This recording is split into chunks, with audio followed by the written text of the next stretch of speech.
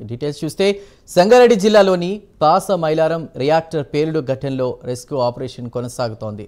మృతుల సంఖ్య 13కి చేరింది. గాయపడిన వారికి ఆసుపత్రిలో చికిత్స అందుతోంది. శిథిలాలను భారీ క్రేన్లతో ఎన్డీఆర్ఎఫ్ హైడ్రా సిబ్బంది తొలగిస్తున్నారు. మంత్రి వివేక్ వెంకటస్వామి ఘటనాస్థలికి చేరుకుని పరిశీలించారు.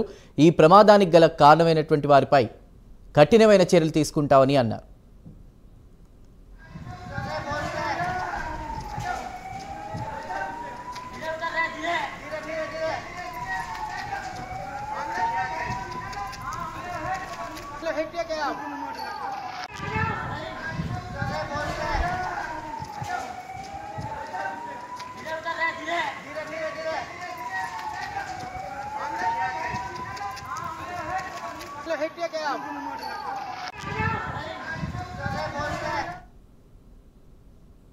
పాసమైలారంలో రియాక్టర్ పేలి 3 అంతస్తుల భవనం కూలింది. ఇందులో 13 మంది మృత్యువాత పడినట్టు తెలుస్తోంది. డీటెయిల్స్ అందించడానికి మా ప్రతినిధి రాము సిద్ధంగా ఉన్నారు. రాము, చందు పటాన్చేరు పారిశ్రామిక వాడలో భారీ అగ్ని ప్రమాదం అయితే చోటు చేసుకుంది. అందులో 13 మంది మృతుల సంఖ్య అయితే 13 మంది మృతి చెందినట్టు అయితే మనకు తెలుస్తుంది. అయితే ఆ బిల్డింగ్ 3 అంతస్తుల బిల్డింగ్ ఏదైతే ఉందో అది రియాక్టర్ పేలి కుప్పకూలడంతో అందులో ఇంకా మృతదేహాలు అయితే ఉన్నట్టుగా అయితే మనకు తెలుస్తున్నటువంటి పరిస్థితి ఉంది. ఈ యొక్క పరిశ్రమకు భారీ పేలుల క్రమంలోనే ఈ నేపథ్యంలోనే ఇక్కడ మాజీ మంత్రి హరీష్ రావు కూడా వచ్చి ఇక్కడికి పరిశీలించినటువంటి పరిస్థితి. అయితే దామోదర్ ఆరోగ్య శాఖ మంత్రి దామోదర్ రాజనరసింహ అలాగే జిల్లా మంత్రి వివేక్ వెంకటస్వామి కూడా ఇక్కడ వచ్చి పరిశీలించినటువంటి పరిస్థితి. ఈ నేపథ్యంలోనే ఇక్కడ మృతుల బంధువులు ఎవరైతే ఉన్నారో వారు పెద్ద ఎత్తున ఆందోళనకు అయితే దిగినటువంటి పరిస్థితి కూడా నెలకొంది. ఎందుకంటే వారి మృతులు ఎవరైతే ఉన్నారో వాళ్ళ బంధువులు కనీసము వారికి ఎలాంటి సమాచారం ఇవ్వకుండా ఈ యొక్క పరిశ్రమ యాజమాన్యం అయితే ఏదైతే పరిశ్రమ యాజమాన్యం ఏదైతే ఉందో వారు విచక్షరహితంగా అయితే ఇక్కడ యాజమాన్యం నిర్వహిస్తున్నటువంటి పరిస్థితి అయితే ఉంది. ఎందుకంటే మృతుల బంధువులు కనీసం ఎవరు ఉన్నారు, ఏంటిది, మా వారు ఉన్నారా లేదా చెప్పండి అంటే కూడా ఇక్కడ సమాధానం చెప్పలేనటువంటి పరిస్థితి అయితే నెలకొంది. అయితే ఇక్కడ చూసుకున్నటువంటి పరిస్థితి అయితే ఉంటే ఇక్కడ మొత్తంలో చూసుకున్నట్టయితే ఈ యొక్క పెద్ద ఎత్తునకు ఆందోళనకు దిగారు. ఈ నేపథ్యంలోనే పోలీసులకు మృతుల బంధువులకు అయితే వాగ్వాదం అయితే జరిగినటువంటి పరిస్థితి. ఈ తోపులాటలో కొంతమంది ఈ మృతుల బంధువులకు కూడా గాయాలైనటువంటి పరిస్థితి ఉంది. మొత్తంలో చూసుకున్నట్టయితే ఇంకా 30 నుంచి 40 మృతదేహాలు అయితే ఈ యొక్క శిథిల అది ఇక్కడ బిల్డింగ్ ఏదైతే ఉందో అది కుప్పకూలడంతో ఇక్కడ మృతదేహాలు అయితే లోపల ఉన్నటువంటి పరిస్థితి ఉంది. ఈ మృతదేహాల సంఖ్య కూడా ఇప్పటికీ చెప్పలేనటువంటి పరిస్థితి. అయితే ఇక్కడ మనం మొత్తంలో చూసుకున్నట్టయితే ఇక్కడ ఫైర్ సేఫ్టీ అధికారులు అలాగే ఎన్డీఆర్ఎఫ్ బృందాలు కూడా ఇక్కడ వచ్చి పరిశీలిస్తున్నటువంటి పరిస్థితి ఉంది. ఈ నేపథ్యంలోనే ఇక్కడ కార్మిక సంఘం నాయకులు కూడా మనతో పాటు ఉన్నారు. వీరిని అడిగి వివరాలు తెలుసుకుందాం. చెప్పండి అన్న, ఇక్కడ పరిస్థితి ఏ విధంగా ఉంది, దీనిపైన మీరు స్పందన అయింది? సంగారెడ్డి జిల్లా పాసమైలారం పారిశ్రామిక ప్రాంతంలో చిగాచి అనేటటువంటి క్లోరోఫామ్ కెమికల్ పరిశ్రమలో ఈరోజు బ్లాస్ట్ అయింది. ఈ బ్లాస్ట్ అయిన సందర్భంగా సుమారు 150 మంది కార్మికులు ఈరోజు పనిచేస్తున్నటువంటి పరిస్థితి కనిపిస్తూ ఉంది. దీంట్లో ఇప్పటికే 13 మంది కార్మికులు పైగా చనిపోయినట్టుగా వాళ్ళ అధికారులు చెప్తా ఉన్నారు. అట్లనే సుమారు 30 మంది కార్మికులు ఈరోజు గాయపడ్డట్టుగా కూడా చెప్తున్నటువంటి పరిస్థితి ఉంది.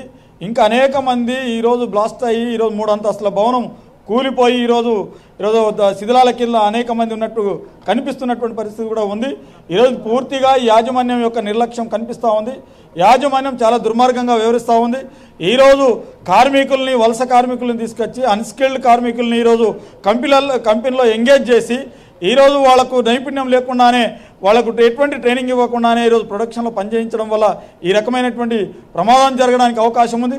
రెండోది, ఈరోజు ఎక్స్పైర్ అయినటువంటి ఈరోజు టర్బైన్స్ కానీ ఈరోజు మిషన్లు కానీ ఈరోజు వాటి వల్ల కూడా ఈరోజు బ్లాస్ట్ అయినటువంటి పరిస్థితి కూడా కనిపిస్తూ ఉంది. వీటన్నిటి మూలంగా యాజమాన్యాల యొక్క లాభాపేక్షతోని ఈరోజు కార్మికుల ప్రాణాలంటే లెక్కలేదు, కార్మికుల భద్రత అంటే లెక్కలేదు. పూర్తిగా ఈరోజు ఇంత పెద్ద ఎత్తున ఈరోజు ప్రమాదం జరిగితే ఇప్పటిదాకా యాజమాన్యం ఎక్కడ ఉందో తెలియనటువంటి పరిస్థితి, మొత్తం కార్మికుల యొక్క లిస్ట్ ఎక్కడ ఉందో కూడా తెలియనటువంటి పరిస్థితి, ఏ కార్మికుడు ఎవరు చనిపోయారో తెలియనటువంటి పరిస్థితి ఈరోజు కనిపిస్తూ ఉంది. అధికారులు ఈరోజు టోల్ నంబర్ ఇప్పటిదాకా ప్రకటించినటువంటి పరిస్థితి కనిపిస్తూ ఉంది. ఈరోజు వాళ్ళ పేర్లు ఈరోజు నమోదు చేయవలసినటువంటి అధికారులు ఎక్కడ ఉన్నారో కూడా తెలియనటువంటి పరిస్థితి. ఈరోజు ఇప్పుడిప్పుడే కనీసం ఫోన్లు చేయాలి, కార్మికుల కుటుంబాలకు ఇప్పటిదాకా ఫోన్లు చేయలేదు. ఇప్పుడిప్పుడే తెలుసుకొని ఈరోజు కార్మికుల కుటుంబాలు ఇప్పుడిప్పుడే ఈరోజు కంపెనీ దగ్గర చేరుకుంటా ఉన్నారు, తీవ్రమైనటువంటి ఆందోళన చెందుతూ ఉన్నారు. ఎవరు చనిపోయారు, ఎవరు బతుకున్నారు అనేటటువంటిది వాళ్ళు లబోదిబోం అనేటటువంటి పరిస్థితి వస్తూ ఉంది.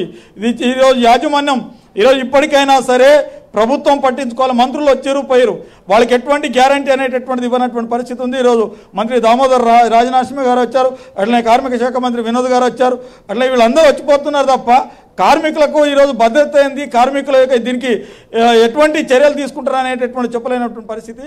అందుకని ఈ ఘటన మీద ఒక సమగ్రమైనటువంటి విచారణ జరపాలి. ఎందుకు జరిగింది, ఎవరి లోపము అనేటటువంటి సమగ్రమైనటువంటి విచారణ జరిపించి ఈరోజు యాజమాన్యాన్ని కఠినంగా శిక్షించే పద్ధతిలో ఈరోజు చేయాలనే CIT డిమాండ్ చేస్తూ ఉంది.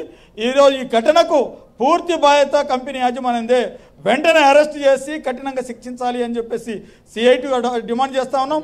అట్లా చనిపోయినటువంటి కార్మిక కుటుంబాలకు ఈరోజు ₹1 కోటి ఈరోజు ఎక్స్గ్రేషియా ఇవ్వాలి. అట్లనే ప్రమాదంలో ఈరోజు చనిపోయినటువంటి ప్రమాదంలో గాయపడ్డటువంటి వాళ్ళకందరికీ కూడా కార్పొరేట్ వైద్యం అందించి వాళ్ళని ఆదుకోవాలి అని చెప్పేసి కోరుతా ఉన్నాం. ఇప్పటికీ 8 గంటలు అవుతా ఉంది ప్రమాదం జరిగి. ఇంకా ఈరోజు అనేక మంది ఇంకా దాని కిందనే ఉన్నారు.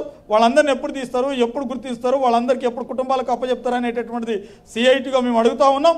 అందుకని అధికారులు పూర్తి స్థాయిలో వేగవంతం చేయాలి, వాళ్ళందరినీ వెలికి తీసి కుటుంబాలకు అప్పగించేటటువంటి పద్ధతిలో కుటుంబాలను వాళ్ళకందరికీ చేసేటటువంటి పద్ధతిలో చర్యలు తీసుకోవాలి అని చెప్పేసి CITగా డిమాండ్ చేస్తున్నాం. ఈరోజు కనుక అధికారులు కనుక ప్రభుత్వం కనుక ఈ కుటుంబాలకు న్యాయం చేయకపోతే కుటుంబాల తరపున తప్పకుండా CIT అండగా నిలబడి పోరాడుతుందని చెప్పేసి ఇవాళ ప్రభుత్వానికి హెచ్చరిక చేస్తూ ఉన్నాం. ఇది పరిస్థితి. మొత్తంలో చూసుకున్నట్టయితే ఈ యొక్క పరిశ్రమ వద్ద ఇంకా మృతుల సంఖ్య పెరిగే అవకాశం అయితే ఉంది. ఇప్పటికే 13 మంది అని అధికారికంగా ప్రకటించినప్పటికీ అయితే లోపలైతే ఇంకా ఒక 30 నుంచి 40 మృతదేహాలు ఉన్నట్లయితే మనకైతే లోపల నుంచి సమాచారం అయితే వస్తున్నటువంటి పరిస్థితి. ఈ నేపథ్యంలోనే ఇక్కడ NDRF బృందాలు కావచ్చు, హైడ్రా బృందాలు కావచ్చు, పోలీస్ బలగాలు కూడా పెద్ద ఎత్తున మోహరించున్నాయి. Okay right Ramu, thank you for the updates.